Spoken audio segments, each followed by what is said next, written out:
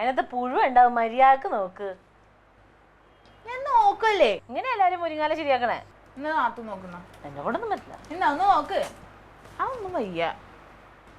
നാത്തുനെ എന്നോടും അമ്മയുടെ ഈ നാട്ടുകാർക്കൊക്കെ ഭയങ്കര അസൂയ. അതെന്താ നിന്നോടും അമ്മയോടും നാട്ടുകാർക്ക് അസൂയ? അല്ല, ഈ സാധാരണ അമ്മായിയമ്മയും മരുമക്കളും തമ്മിൽ എപ്പോഴും വഴക്കല്ലേ എല്ലാ വീട്ടിലും. പക്ഷെ ഇവിടെ അങ്ങനെയൊന്നും ഇല്ലല്ലോ. ഞങ്ങള് ഭയങ്കര സ്നേഹത്തിലല്ലേ. അയ്യടാ, അത് നിന്റെ മിടുക്കൊന്നും അല്ല, എന്റെ അമ്മയുടെ മിടുക്ക. നിന്നെ ഉണ്ടല്ലോ ഒരു മരുമോളായിട്ട് അമ്മ ഒരിക്കലും കണ്ടിട്ടില്ല, സ്വന്തം മോളായിട്ടല്ലേ കണ്ടത്. പിന്നെ അതൊന്നും അല്ല. ഇപ്പൊ അമ്മ എന്തെങ്കിലുമൊക്കെ പറഞ്ഞാലും കാണിച്ചാലും ഞാനൊന്നും മിണ്ടൂല, പ്രായമായതല്ലേ. അയ്യോ എന്തൊരു പാവം.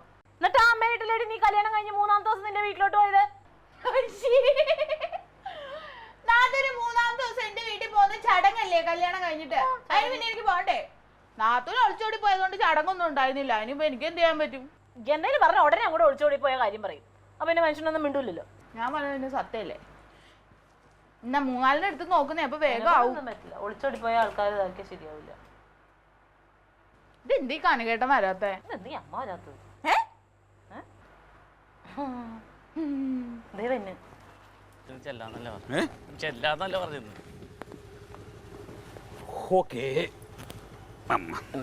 അതെ, ആവശ്യത്തിൽ കൂടുതൽ കാശായി കഴിയുമ്പോ പിന്നെ ജോലി ഉപേക്ഷിക്കല്ലേ?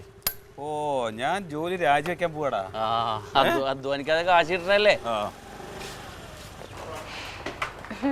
ഓ, ഇന്നത്തെ പതിവില്ലാതെ എന്തേ?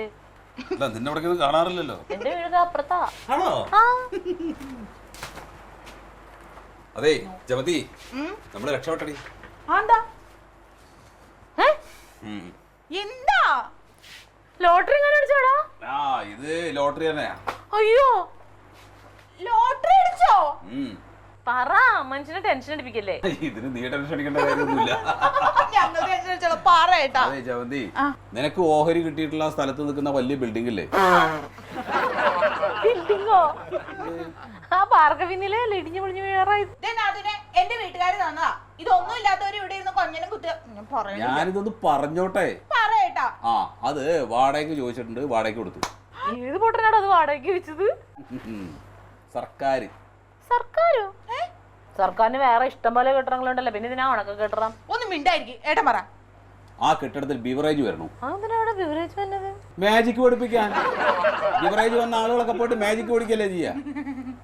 മന്ദഗണാപ്പന്നേട്ടാ ഈ സാധനം. ആ സുയോട്ടെ കണ്ണു കാണാൻ പാടാതിരിക്കുക. ഏട്ടൻ പറ. ഈ സർക്കാർ ഇപ്പൊ പുതിയ നിയമം ഇറക്കിയത് അറിഞ്ഞില്ലേ? ഹൈവേന്ന് 500 മീറ്റർ മാറിയിട്ട് ഇപ്പൊ ബിവറേജ് പാടുള്ളൂ. ശരി, ഞാൻ വാർത്തയെ കണ്ടായിരുന്നു. അല്ലേട്ടാ, ഇനി അവിടെ ബിവറേജ് വെച്ചിട്ട് വലിയ പ്രശ്നം ഉണ്ടാവോ? എന്റെ വീട്ടിലറിഞ്ഞ ആകെ അറിയാലോ. അവിടെ എന്ത് പ്രശ്നം ഉണ്ടാവാനെന്ന്?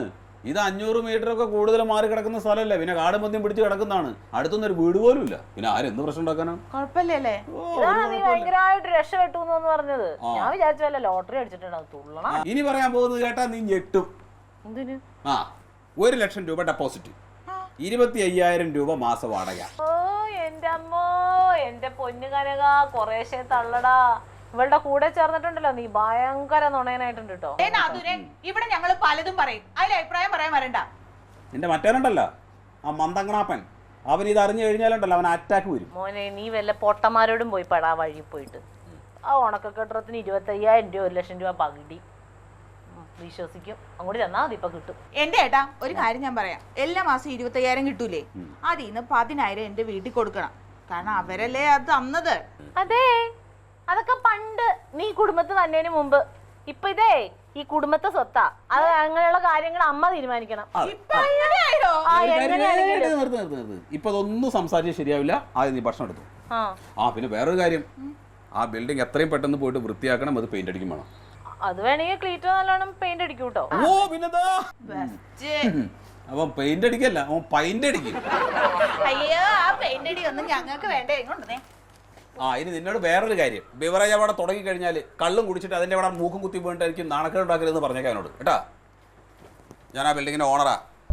പടി ഭക്ഷണം കഴിച്ചു പോയാൽ മതി. അത്രേ ഉള്ളൂ, എനിക്കറിയാം ഭക്ഷണം കഴിക്കണം.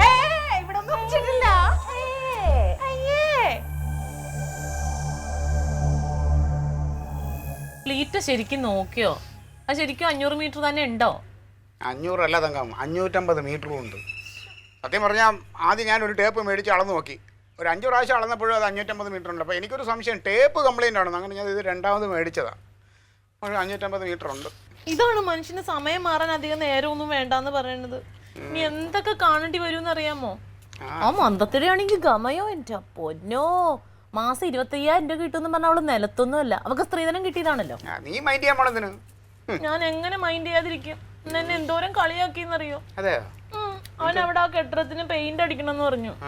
അപ്പൊ ആ പൈസ നമ്മുടെ കയ്യിൽ ഇരിക്കുമല്ലോ എന്ന് വിചാരിച്ചിട്ട് ഞാൻ അവനോട് പറഞ്ഞു, എടാ ക്ലീറ്റോ നല്ലോണം പെയിന്റ് അടിക്കാൻ, ക്ലീറ്റോനെ ഏൽപ്പിക്കാൻ. എന്റെ പൊന്നെ. അപ്പൊ അവൻ പറയാണ്, നിന്റെ ക്ലീറ്റോന് പെയിന്റ് അല്ല പൈന്റ് അടിക്കാൻ അറിയാവുന്നെന്ന്. എന്നിട്ട് പറഞ്ഞൊരു ചിരി. ക്ലീറ്റോയ്ക്ക് പെയിന്റ് അടിക്കാൻ അറിയാം, ഫുൾ അടിക്കാവുന്ന ക്ലീറ്റോ വിചാരിച്ചാ കാണിച്ചു കൊടുക്കാം.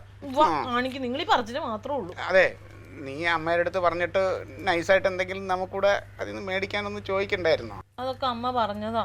അപ്പൊ അമ്മ അവനോട് പറഞ്ഞടാ, നിന്റെ കൂടപ്പറപ്പല്ലേ, അവൾക്ക് എന്തെങ്കിലും ഒരു ഓഹരി കൊടുക്കണമെന്ന്. അപ്പൊ അവനതല്ല, അവളുടെ വീട്ടിലോട്ട് കൊടുത്തു വിടണമെന്ന്. ഇനി നമുക്ക് ഞാൻ പൈസ തരില്ല എന്ന് പറഞ്ഞേക്കണ. അത് ശരി. അങ്ങനെയാണെങ്കിൽ അവിടെ ബീവറേജ് വരുമോ ഇല്ലയോ എന്ന് ഈ ക്ലീറ്റോ കാണിച്ചു കൊടുക്കാം. വരുത്തരുത് ക്ലീറ്റോ. അതിനുള്ള ഏർപ്പാട് ഞാൻ ചെയ്തോളാം. അമ്മേ, വാടകയ്ക്ക് കൊടുക്കണ കാര്യം പറഞ്ഞപ്പോഴേ എന്റെ വീട്ടിൽ എല്ലാവർക്കും സന്തോഷമായമ്മേ. എങ്ങനെ സന്തോഷിക്കാതിരിക്കും, വെറുതെ അടച്ചു കൂട്ടിട്ടിരുന്നതല്ലേ. ഏട്ടാ, അവിടെ പെയിന്റ് അടിക്കാൻ പറഞ്ഞോ? ആ കാടും പൊന്തൊക്കെ വെട്ടാൻ വേണ്ടി പറഞ്ഞേൽപ്പിച്ചിട്ടുണ്ട്. പെയിന്റ് അടിക്കുന്നത് അവന് കൊടുത്തല്ലേ. അമ്മയ്ക്ക് എന്താ വട്ടുണ്ടോ? അത് തന്നെ, ചുമ്മാ കുരിഞ്ഞിന് ഇര പോലും എടുക്കാത്ത പാർട്ടിയാണ് പെയിന്റ് അടിക്കാൻ നടക്കുന്നത്.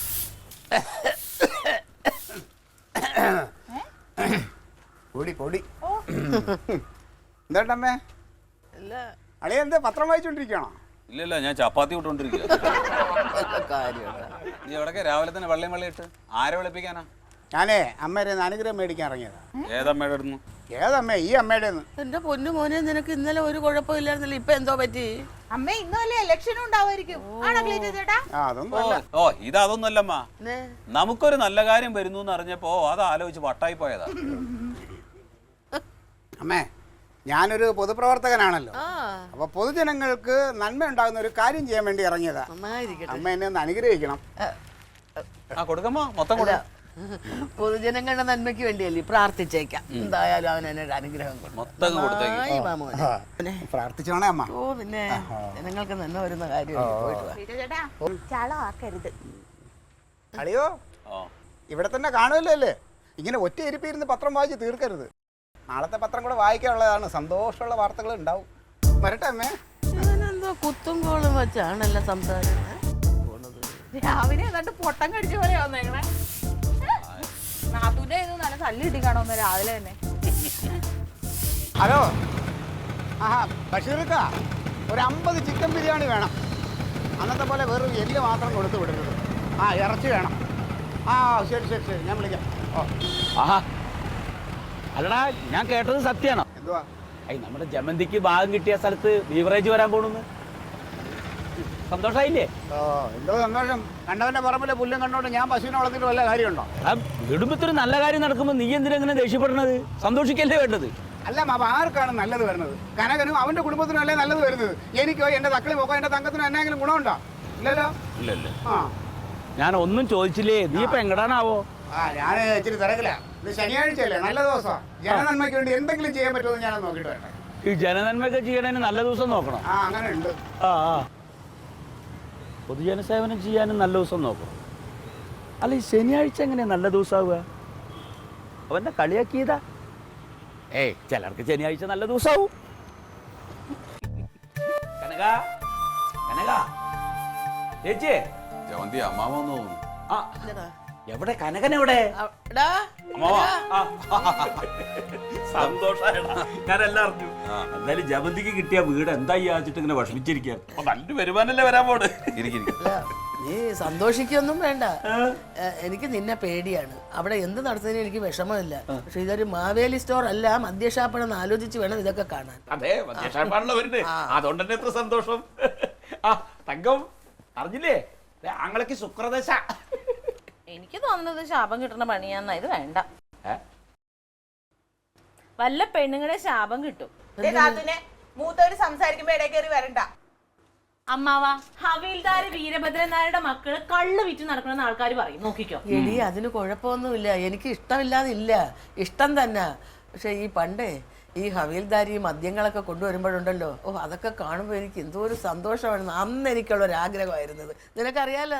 മദ്യക്കുപ്പി പലതും അധിക വിലക്ക് വിറ്റിരുന്നത് ഞാനല്ലേ. അതുകൊണ്ട് പറഞ്ഞതേ ഉള്ളൂ. പിന്നെ എന്തിനു ശാപം കിട്ടാൻ? ഇത് വാറ്റുചാരായെന്നല്ല, സർക്കാർ അംഗീകരിച്ച് അവര് വെക്കുന്നതിന് നമ്മൾ വാടകയ്ക്ക് സ്ഥലം കൊടുക്കണം, അത്രയല്ലേ ഉള്ളൂ. കള്ളല്ലേ? ഓ പിന്നെ അമ്മാവാ, ഇനിയിപ്പോ നമ്മൾ ബിവറേജ് പോയിട്ട് ക്യൂ നിൽക്കേണ്ട കാര്യമൊന്നുമില്ല. ജസ്റ്റ് ഒന്ന് ഫോൺ ചെയ്താൽ മതി, അന്നേരം സാധനം ഇവിടെ എത്തും. ഞാനേ നീ കുറച്ച് ദിവസം ഇവിടെ അങ്ങോട്ട് കൂടിയാലോ എന്ന് ആലോചിക്കാം. എന്തിന്? അത് വേണ്ട, നീ ഇവിടെ താമസിച്ചാൽ ശരിയാവത്തില്ലടാ ഈ മദ്യ കച്ചവടമായിട്ട്. നീ ഒരു കാര്യം ചെയ്യ, അവിടെ എങ്ങാനും നിൽക്കി, ആളുകാർ കയറി ഇറങ്ങാനൊന്നും ഞാൻ സമ്മതിക്കത്തില്ല. അതിന് ആൾക്കാരില്ലല്ലോ, ഞാൻ ഒറ്റയ്ക്കല്ലേ. ആളുകൾ വന്നോളും. അതെ തന്നെ, ഇവിടെ ഇതിന്റെ ഉള്ളിൽ കൂടി നടക്കൂല. അതെ, അമ്മാവന്റെ സ്വഭാവം നന്നായിട്ട് അമ്മയ്ക്ക് അറിയാത്തോണ്ടാ. ഇത് ഏട്ടനോട് കൂടിയാ പറഞ്ഞത്, ഇവിടെ കൂടി നടക്കൂല. അല്ല, ഇവിടെ കഴിക്കണമെന്നില്ല, ഇങ്ങനെ ഒരു സ്ഥാനമുള്ള സ്ഥിതിക്ക് എനിക്ക് ക്യൂ നിൽക്കണ്ട, വേണ്ടത് വേണ്ടപ്പോ കിട്ടുമല്ലോ അല്ലേ. പിന്നെ വേറൊരു കാര്യം, നമുക്ക് ആ 2 മുറി കടയില്ലേ, അത് 1 മുറി അമ്മാവനോട് കൊടുക്കാം. അവിടെ ഇരുന്ന് കണ്ടുപിടിക്കാം, അത് നല്ല കാര്യം. കള്ളുടിക്കാനല്ല, അവിടെ ബിസിനസ് ചെയ്യാന്. എന്ത് ബിസിനസ്? അല്ലേ, ഉഗ്രൻ ഐഡിയ ആണ്. ഒരു ഫ്രിഡ്ജ് മാത്രം വാങ്ങിച്ചാൽ മതി അമ്മാവ.